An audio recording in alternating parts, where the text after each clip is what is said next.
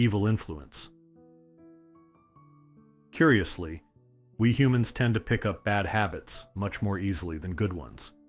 As I observed even as a child, harmful behaviors spread quickly, while the good deeds and virtues of others are rarely copied with the same eagerness.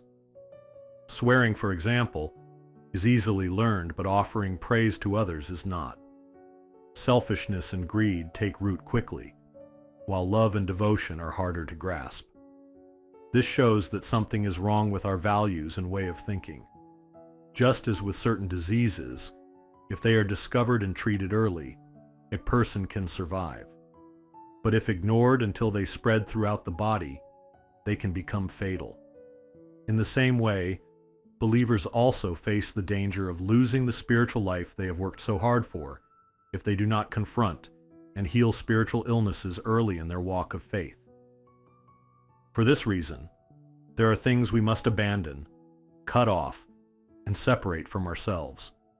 Simply believing in God and attending church does not make someone a true Christian.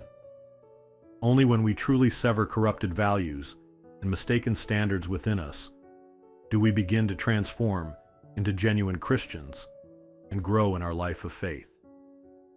Yet, most believers struggle to cut off their old values and standards.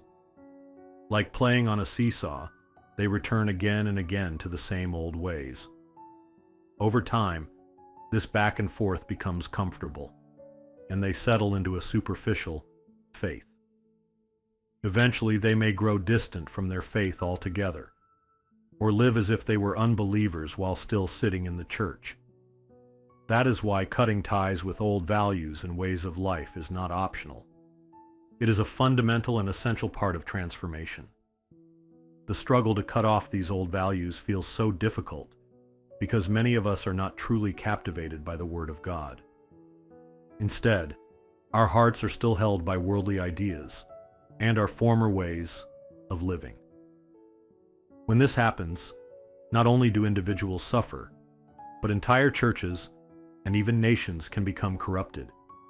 They fail to be the light and salt of the earth, and life becomes filled with turmoil, conflict, and fruitlessness, without true peace or blessing. All this happens because the things that should have been cut away were never removed. After the Israelites left Egypt, Korah and 250 priests opposed God and Moses, expressing their desire to return to Egypt. They could not let go of their old homeland, or the things they enjoyed there. Because they clung to their past values, they turned away from the path of grace God had given them. In the same way, we are like the Israelites who left Egypt. God is leading us on a new path, away from our old nature and values. Yet even so, we sometimes fail to trust Him completely, choosing instead to doubt, complain, and even rebel. All of this happens because we try to walk the life of faith while still holding on to our old standards. But Christians are called to die to the past and live for the future, to die to earthly things and live for heavenly things. If we refuse to cut off the past, we risk losing our relationship with God. And yes, cutting away the past can be painful. The Israelites had to endure the pain of circumcision before entering into covenant with God and becoming His people. Likewise, we must endure the pain of cutting away our old temperaments and values if we want to start anew in our relationship with Him.